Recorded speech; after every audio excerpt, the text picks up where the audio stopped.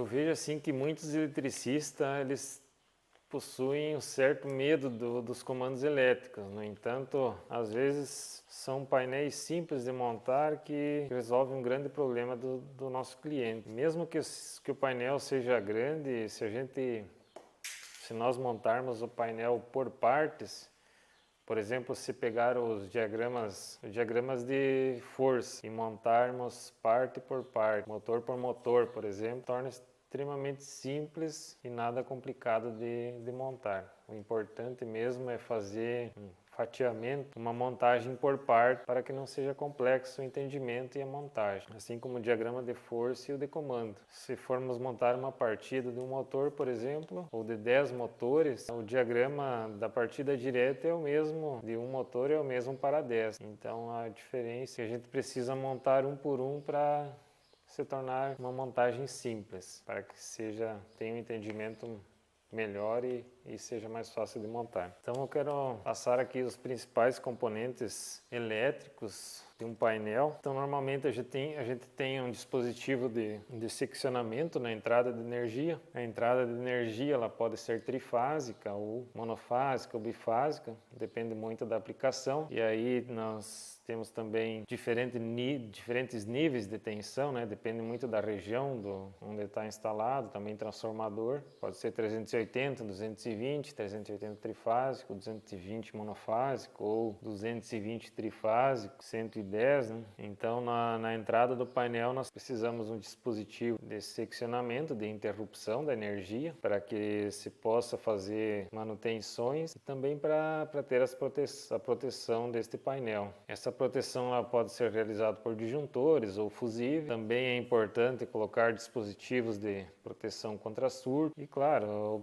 obedecer às normas de instalações elétricas. Então também temos os dispositivos de acionamento, pode ser contatores, relés, inversores de frequência, soft starter. No caso daí também temos os dispositivos de controle, que está sendo usado muito na indústria, é os controladores lógicos programáveis, é o CLP, é um dispositivo de controle. Há também muitos outros dispositivos de controle, como controladores de automação residencial, por exemplo, controle de temperatura e umidade, controladores de fator de potência, são todos dispositivos que muitas vezes trabalham de forma automática e muitas vezes fazem o controle do processo de produção também. Dentro do painel, então, a energia ela pode ser transformada de acordo com a necessidade. Muitos dispositivos precisam trabalhar com tensões diferentes. No caso, o CLP normalmente é com 24 volts. E a gente precisa utilizar fontes para transformar a energia de 220, por exemplo, alternada,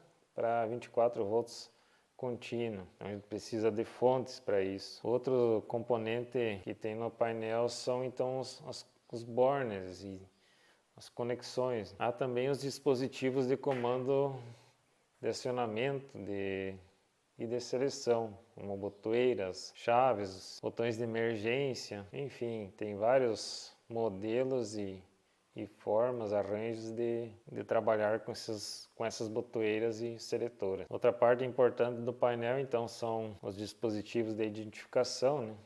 Anilhas, sinaleiros, os tags que ficam que vão na identificação dos cabos, de contatores. Temos também os trilhos de suporte dos componentes, os trilho DIN, canaletas para acomodar os cabeamentos, barramento de energia, né, distribuição de energia e os cabeamentos que fazem toda a interligação dos componentes do painel.